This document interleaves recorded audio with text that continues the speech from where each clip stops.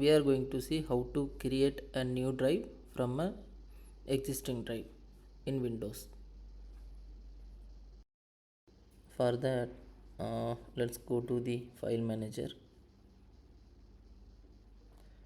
So click my computer.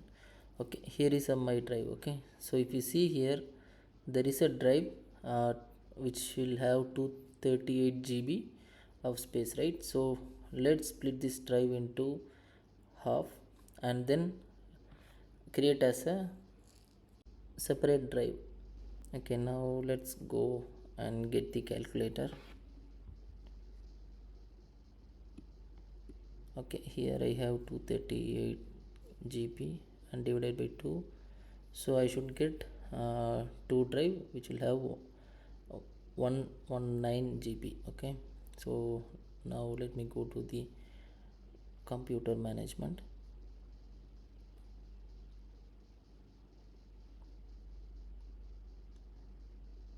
So if you click this, remember you should run this as an administrator. Okay, so if you click this, there is an option called storage in the window, so let's click.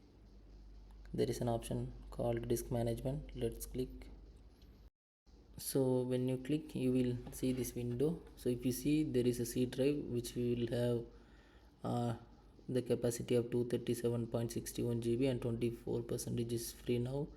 And there is another two drive, partition 1 and partition 2, and there is another drive called D.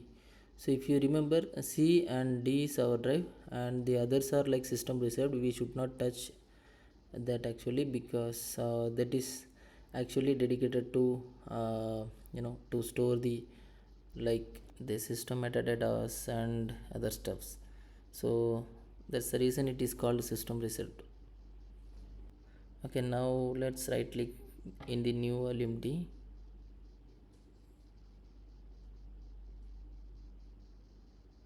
Okay, here if you can see, there is an option called string volume.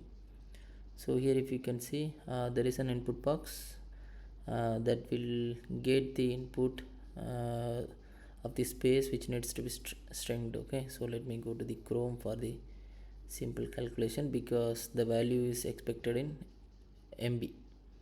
So let's do the math.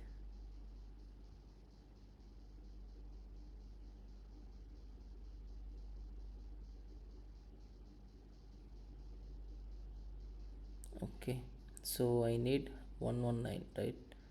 So 119.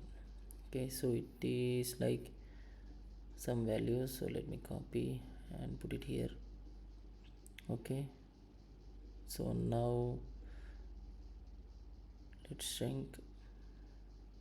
So here if you can see, at the last you will get an unallocated space, right? So basically what is happening is the new volume D is shrinked, and then the free spaces are available as an unallocated space, so we can allocate some value. Okay, so let's click create new volume, so we will get all the free space, and then assign the following drive to letter E, because we have the D already. And remember, you should choose NTFS is new type file system, and then click next and then finish. So here you go, there is a new drive is creating. Okay, it is created, so let's go to the file manager and check. Okay, here if you can see, right,